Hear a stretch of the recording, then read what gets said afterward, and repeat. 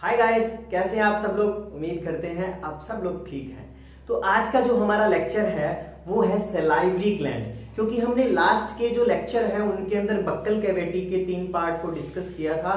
Then यहाँ एक जो बचता है हमारा पार्ट सलाइवरी ग्लैंड का पोर्शन, तो हम इस वीडियो के अंदर डिस्कस करेंगे सलाइवरी ग्लैंड। तो मैंने यहाँ पर सलाइवरी ग्लैंड का एक तीनों तरह की सलाइवरी ग्लैंड को यहाँ टेबल फॉर्म में अरेंज किया है, देन एक रफ डायग्राम बनाया है। तो सबसे पहले इस डायग्राम को समझते हैं। तो डायग्राम मैंने यहाँ 3 तरह की 3 type of salivary gland draw की हुई है, ठीक है। पैरोटिड ग्लैंड, फिर सब मैंडिबुलर या इसी को हम क्या बोलते हैं, सब मैक्सिलरी ग्लैंड, देन उसके बाद यहां मैंने सब लिंगुअल ग्लैंड को ड्रॉ किया है। तो सलाइवरी ग्लैंड कितने टाइप की होती हैं? मेजरली सलाइवरी ग्लैंड 3 टाइप की होती हैं। कौन कौन सी? पैरोटिड ग्लैंड, सब मैंडिबुलर ग्लैंड या सब मैक्सिलरी ग्लैंड, और फिर है सब लिंगुअल ग्लैंड। तो इस तरह से हमने यहाँ 3 टाइप की सलाइवरी ग्लैंड को डिस्कस करना है। तो फिर आपसे कोई पूछे कि यार सिर्फ 3 ही टाइप की सलाइवरी ग्लैंड होती है? No, salivary gland majorly 3 type की होती है, लेकिन माइनर सलाइवरी ग्लैंड्स भी प्रेजेंट होती हैं जिनके बारे में हम यहाँ जिक्र नहीं कर रहे, ठीक है। तो यहाँ 3 टाइप की सलाइवरी ग्लैंड। तो यदि हम इनकी लोकेशन की बात करें तो यहां इनकी लोकेशन है बच्चे, पैरोटिड जो ग्लैंड है वो ग्लैंड होती है हमारे ईयर के बिल्कुल फ्रंट में, और है हमारे बिनेथ यानी कि नीचे। तो यही हमारा ईयर, ये हमारी पैरोटिड ग्लैंड, तो इसके फ्रंट में है और नीचे है थोड़ा। तो यहां लोकेशन में लिखा है located in front and beneath the year. तो ये किसकी लोकेशन की बात हुई? पैरोटिड ग्लैंड की बात हुई। देन हम लोकेशन की बात करते हैं सब मैंडिबुलर ग्लैंड की। तो ये ग्लैंड कहां प्रेजेंट होती है? तो दोस्तों eight the junction of upper and lower jaw. मैंने लास्ट क्लास में अपर जॉ लोअर जॉ के बारे में आपको बताया था। तो ये इनका जहां जंक्शन होता है वहां ये प्रेजेंट होती है, ठीक है। तो इसकी लोकेशन को यदि हमने बताना है तो कैसे बताएंगे? ये प्रेजेंट होती है eight the junction of lower and upper jaw. Okay, clear? सब मैंडिबुलर ग्लैंड। देन हम बात करते हैं सब लिंगुअल ग्लैंड की।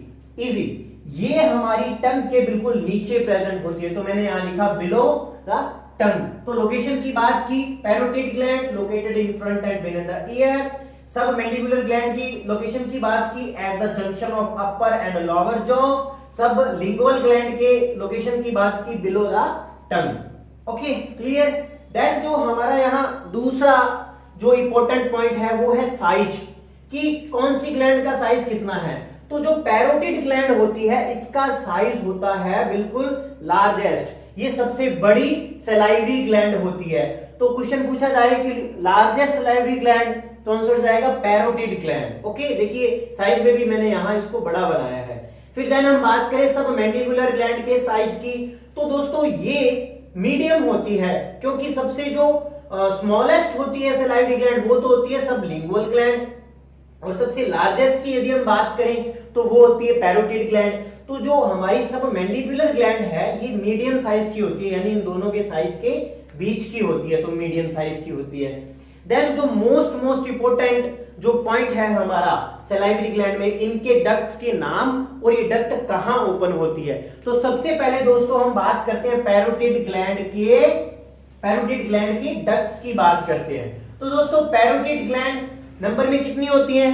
2 होती हैं, यानी कि इसका एक पेयर होता है, एक इधर की साइड और एक इधर की साइड, ठीक है। और इसी तरह सब मैंडिबुलर ग्लैंड या सब मैक्सिलरी ग्लैंड भी नंबर में 2 होती हैं, यानी कि इनका भी एक पेयर और इनका भी एक पेयर होता है। तो नंबर्स में तो ये तीनों ग्लैंड 6, नंबर में तो 6, लेकिन टाइप कितने हैं? 3 ही टाइप की होती है मेजरली, लेकिन माइनर ग्लैंड्स भी होती हैं जिनका हम यहाँ डिस्कशन नहीं कर रहे, ठीक है। तो इस तरीके से 3 ग्लैंड। लेकिन अब हम बात कर रहे हैं डक्ट्स की। तो जो हमारी पैरोटिड ग्लैंड है इसकी डक्ट का नाम होता है दोस्तों स्टेंशन डक्ट। कौन सी डक्ट? स्टेंशन डक्ट। तो यहां से इधर वाली पैरोटिड ग्लैंड से एक डक्ट निकलती है और इधर की पैरोटिड ग्लैंड से एक डक्ट निकलती है। तो इस तरीके से 2 डक्ट निकलती हैं और कहां आके ओपन होती हैं? तो जो इसकी स्टेंशन डक्ट की जो ओपनिंग है वो ओपन होती है in vestibule of upper jaw near second molar. तो मैंने लास्ट क्लास में आपको बताया था कि वेस्टिब्यूल, बक्कल वेस्टिब्यूल भी होते हैं, ठीक है, बक्कल कैविटी में। तो जो बक्कल वेस्टिब्यूल होते हैं यहाँ, ठीक है, तो हमारे जो सेकंड मोलर होते हैं उनके पास, तो वहां ओपन होती है। तो कहां ओपन होती है? In vestibule of upper jaw, जो हमारा अपर जॉ होता है वहां के जो वेस्टिब्यूल होते हैं उनके अंदर ओपन होती है। तो कोई पूछे कि पैरोटिड ग्लैंड की डक्ट का नाम, तो आपको बोलना है स्टेंशन डक्ट। और कोई पूछे कि ये कहां ओपन होती है, यहाँ की जो डक्ट्स होती हैं ये ओपन होती है हमारे अपर जॉ के वेस्टिब्यूल्स में ओपन होती है, नियर सेकंड मोलर टीथ के पास। ठीक है, तो मैंने यहां लिखा नियर सेकंड मोलर। देन हम बात करते हैं यहाँ सब मैंडिब्यूलर ग्लैंड की डक्ट का नाम और ये कहां ओपन होती है। तो सब मैंडिब्यूलर, यहाँ सब मैक्सिलरी ग्लैंड, इसकी डक्ट का नाम होता है वार्टन्स डक्ट। क्या? Wharton's duct. और इसकी जो डक्ट होती है ना दोस्तों, ये लॉन्गेस्ट सलाइवरी डक्ट होती है, यानी कि सबसे लंबी सलाइवरी डक्ट होती है। तो इसकी डक्ट की बात की हमने कि इसकी डक्ट का नाम है वार्टन्स डक्ट, सब मैंडिब्यूलर जो ग्लैंड होती है।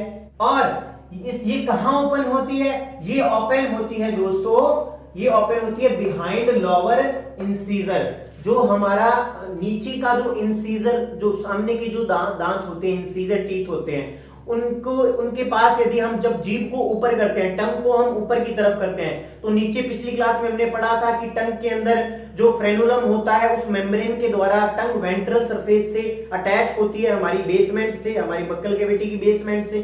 ठीक है, तो जो हमारा बक्कल कैविटी का फ्लोर होता है, ठीक है, तो उस फ्लोर के साथ हमारी टंग इस तरह से अटैच होती है, जैसे कि आपको यहाँ स्क्रीन पर पिक्चर में दिख रहा है। तो उस जो फ्रेनुलम है उसी के पास और पीछे किसकी, जो हमारा इंसीजर टीथ है, कौन सा इंसीजर, कौन सा लोअर इंसीजर, नीचे का इंसीजर, उसके बिहाइंड, तो इंसीजर के पीछे। ठीक है, और किसके पास, जो हमारा फ्रेनुलम है उसके पास ओपन होती है। ठीक है, हम बात करते हैं सब लिंगुअल सलाइवरी ग्लैंड की।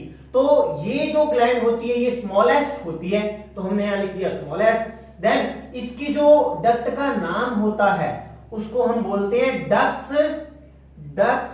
Of Rivinus. क्या बोलते हैं? Ducts of Rivinus. तो मैंने यहां पर सीधा डक्ट का नाम नहीं लिखा, मैंने लिखा है डक्ट्स ऑफ रिविनस। तो मैंने डक्ट्स बोला है, यानी कि इसकी एक डक्ट नहीं होती, इसकी डक्ट होती है न्यूमरस डक्ट, यानी कि बहुत सारी डक्ट्स होती है छोटी छोटी। जैसे कि यहाँ आप ऑब्जर्व कीजिए कि यहाँ हमारी टंग है और टंग के नीचे ये प्रेजेंट है और इसके अंदर से छोटी छोटी इस तरीके से क्या डक्ट ओपन हो रही है और डक्ट निकल रही है। और यहाँ हमारी जो टंग की जो वेंट्रल सरफेस है वहां ओपन हो रही है। ठीक है, तो सब लिंगुअल ग्लैंड की डक्ट का नाम क्या है? Ducts of Rivinus. ये नंबर्स में एक नहीं होती, दो नहीं होती, बहुत सारी होती हैं, तो इसीलिए मैंने यहाँ डक्ट्स लिखा है, एस लगाया है यहाँ साथ में। तो डक्ट्स ऑफ रिविनस, तो नाम क्या है? Rivinus, ducts of Rivinus. तो इसकी लेंथ की बात करें तो ये सबसे शॉर्ट होती हैं। तो आपको क्वेश्चन पूछा जाए कि शॉर्टेस्ट सलाइवरी डक्ट कौन सी होती है, तो आपको बताना है डक्ट्स ऑफ रिविनस, क्योंकि ये बिल्कुल यहीं से ओपन होती है और यहीं मतलब कि ओपन होती है और यहीं से ओरिजिन होता है इनका, तो पास में इनकी लेंथ बिल्कुल कम होती है, तो इसीलिए हम बोल देते हैं शॉर्टेस्ट सलाइवरी ग्लैंड। और पूछे कि लॉन्गेस्ट सलाइवरी डक्ट कौन सी, ठीक है, तो ये हमारी लॉन्गेस्ट जो सलाइवरी डक्ट होती है वो होती है वार्टन्स डक्ट। ठीक है, तो इसी तरह से हमने लोकेशन, साइज और डक्ट की बात की। देन हम बात करते हैं कि सलाइवा कौन सी ग्लैंड कितना सीक्रेट करती है। तो यहां पर जो हमारी पैरोटिड ग्लैंड होती है ये सीक्रेट करती है 25% सलाइवा 100% में से। ओके, और सब मैंडिबुलर ग्लैंड की बात करें तो ये मैक्सिमम सलाइवा का सिक्रीशन करती है हमारे माउथ के अंदर। अगर अप्रोक्स बात करें तो लगभग 70%, इसी को हम कह रहे थे मैक्सिमम सलाइवा का जो सिक्रीशन है वो कौन सी ग्लैंड करती है? सब मैंडिबुलर, या इसी कह रहे थे सब मैक्सिलरी ग्लैंड। ठीक है, तो देन सब लिंगुअल कितना करती है? तो ये सिर्फ और सिर्फ 5%, यानी कि मिनिमम, क्योंकि यहां था 25% और यहां है 5%, तो मिनिमम जो सलाइवा का सिक्रीशन करती है वो ग्लैंड का नाम होता है दोस्तों सब लिंगुअल। तो ये करती है 25% सिक्रीशन, ये करती है 70% और ये करती है 5%। देन जो लास्ट पॉइंट है यहाँ नर्व का, भी कौन सी नर्व इनको कंट्रोल करती है। ठीक है, तो जो हमारी पैरोटिड ग्लैंड है ये हमारी 9th क्रेनियल नर्व से कंट्रोल होती है। क्या नाम होता है? नाइन्थ क्रेनियल नर्व का, तो उसका नाम होता है दोस्तों ग्लोसोफेरिंजियल नर्व। ठीक है, तो इस तरीके से जो हमारी पैरोटिड ग्लैंड है इसको कंट्रोल कौन करती है? Ninth cranial nerve, glossopharyngeal nerve. Okay, then जो सब मैंडिब्यूलर और सब लिंगुअल ग्लैंड है, इन दोनों को एक ही क्रेनियल नर्व कंट्रोल करती है, और वो है यहां सेवंथ क्रेनियल नर्व, जिसे हम फेशियल नर्व कह देते हैं। ठीक है, तो इस तरीके से हमने नर्व के बारे में पढ़ा। देन कुछ इंपॉर्टेंट और भी बातें हैं जहां से क्वेश्चन आता है, तो वो है कि सलाइवा का कंटेंट क्या है, भी मतलब कौन कौन सी चीजें उसके अंदर होती हैं, क्या कंपोजिशन है उसकी, कौन सी कंटेंट है उसके अंदर। तो सबसे ज्यादा दोस्तों सलाइवा के अंदर होता है 99.5% वाटर, तो 99.5% होता है वाटर। देन उसके बाद हम बात करते हैं कुछ एंजाइम्स की, क्योंकि सलाइवा के अंदर कुछ एंजाइम्स होते हैं और उनका पर्टिकुलर फंक्शन भी होता है। तो हम यहां बात करते हैं most important point, salivary amylase. नाम क्या है एंजाइम का? Salivary amylase. कहां से सीक्रेट होता है ये सलाइवरी एमाइलेज? ये मेनली सीक्रेट होता है हमारी पैरोटिड ग्लैंड से। ठीक है, फिर सबसे ज्यादा और भी इंपॉर्टेंट क्वेश्चन पूछता है कि इसका फंक्शन क्या है, किसका? सलाइवरी एमाइलेज का। देन एक और इंपॉर्टेंट बात, इसी को क्या बोलते हैं? पेटाइलिन एंजाइम। कौन सा एंजाइम बोलते हैं? पेटाइलिन बोलते हैं। ठीक है, और इसके फंक्शन की यदि हम बात करें तो इसका मेन जो फंक्शन होता है वो होता है स्टार्च को माल्टोज में चेंज करना। स्टार्च क्या होती है? स्टार्च होती है एक पॉलीसेकेराइड, यानी कार्बोहाइड्रेट, एक पॉलीसेकेराइड है, और उस पॉलीसेकेराइड को ये सलाइवरी एमाइलेज जो एंजाइम है, पेटाइलिन है, वो किसमें कन्वर्ट करता है? डाइसेकेराइड माल्टोज में कन्वर्ट करता है। क्लियर? तो इसी तरीके से हमने यहां देखा कि सलाइवरी जो एमाइलेज एंजाइम है, ठीक है, उसका फंक्शन देखा कि वो स्टार्च को माल्टोज में कन्वर्ट कर देता है माउथ के अंदर ही। जब हम फूड को इनटेक करते हैं तो उसी वक्त सलाइवा फूड पर काम करती है, अपना फंक्शन करती है, और उस सलाइवा के अंदर होता है सलाइवरी एमाइलेज, वो उस फूड के अंदर जो प्रेजेंट होती है स्टार्च उसको कन्वर्ट कर देती है माल्टोज। लेकिन कितने परसेंट स्टार्च को? तो एनसीईआरटी में लिखा है 25 से 30% जो स्टार्च होती है वो कन्वर्ट हो जाती है माल्टोज के अंदर, यानी पॉलीसेकेराइड को डाइसेकेराइड में चेंज कर दिया माउथ के अंदर ही। कितने परसेंट? 25 to 30% स्टार्च यहां माल्टोज में चेंज हो जाती है। बहुत ही इंपॉर्टेंट पॉइंट है, बहुत बार क्वेश्चन पूछा गया है। देन उसके बाद हम बात करते हैं कि और क्या क्या होता है सलाइवा के अंदर। तो और होता है दोस्तों यहाँ लाइसोजाइम। क्या होता है? लाइसोजाइम। ये भी एक तरह का एंजाइम होता है, लेकिन इसका नेचर होता है एंटी माइक्रोबियल, या हम कह सकते हैं एंटी बैक्टीरियल। ये हमारी फूड के अंदर जो बैक्टीरिया या माइक्रोब्स प्रेजेंट होते हैं उनको मारने का काम करता है, और प्रेजेंट होते हैं म्यूकस और थायोसाइनेट्स। देन कुछ आयंस भी प्रेजेंट होते हैं, sodium ion, potassium ion, chlorine ion और बाइकार्बोनेट आयन भी यहाँ प्रेजेंट होते हैं। और फिर IgA नाम की एंटीबॉडी भी प्रेजेंट होती है, और एंटीबॉडी का तो काम ही क्या होता है? डिफेंस का काम होता है। देन कुछ स्मॉल अमाउंट के अंदर यूरिया और यूरिक एसिड भी प्रेजेंट होता है। तो हमने यहाँ बात की कि सलाइवा के कंपोजिशन की बात की कि सलाइवा में क्या क्या चीजें होती हैं। तो 99.5% यहाँ वाटर होता है, सलाइवरी एमाइलेज होता है, जिसे पेटाइलिन भी बोल देते हैं, और ये मेनली पैरोटिड ग्लैंड द्वारा सीक्रेट किया जाता है, और इसका फंक्शन क्या होता है? स्टार्च को माल्टोज में चेंज करना। ठीक है, इसका मेन फंक्शन क्या है? स्टार्च को माल्टोज में चेंज करना। कितने परसेंट स्टार्च? तो 25 से 30% स्टार्च को ये हमारा सलाइवरी एमाइलेज पेटाइलिन चेंज कर देता है माल्टोज के अंदर। माल्टोज एक तरह की डाइसेकेराइड है। ओके, नहीं, इसमें लाइसोजाइम होता है, इसका नेचर होता है एंटीबैक्टीरियल या एंटी माइक्रोबियल, म्यूकस, थायोसाइनेट, कुछ ऐसे यहाँ आयन भी होते हैं जैसे सोडियम, पोटेशियम, क्लोरीन, SCO3-। ठीक है ना, तो IgA नाम की एंटीबॉडी भी होती है, और स्मॉल अमाउंट के अंदर यूरिया और यूरिक एसिड भी होता है। लेकिन उसके बाद यहाँ एक और इंपॉर्टेंट पॉइंट यहाँ बताया गया है, वो है कि डेली कितना सीक्रेशन होता है सलाइवा का। तो अप्रोक्स 1500 ml। तो डेली सीक्रेशन कितना होता है सलाइवा का? तो डेली होता है 1500 ml, अप्रोक्स 1500 ml सीक्रेशन होता है। तो फिर इसकी एक और इंपॉर्टेंट पॉइंट है पीएच, कि सलाइवा का पीएच कितना होता है? तो 6.8। तो इसका मतलब ये जो रिएक्शन है हमारी स्टार्च को माल्टोज में कन्वर्ट किया जा रहा है, ये किस पीएच पर होती है? ये 6.8 पीएच पर होती है। तो ये एज इट इज एनसीईआरटी के अंदर गिवन है और बहुत बार यहां से क्वेश्चन भी पूछा गया है कि सलाइवरी एमाइलेज का काम क्या है, स्टार्च को माल्टोज में चेंज करना और मेनली पैरोटिड ग्लैंड द्वारा सीक्रेट होती है और इसे क्या बोला जाता है, पेटाइलिन भी बोला जाता है। लाइसोजाइम का फंक्शन क्या होता है, एंटी माइक्रोबियल, ठीक है। ये भी एक तरह की हमारा डिफेंस मैकेनिज्म का काम करती है एंटीबॉडी।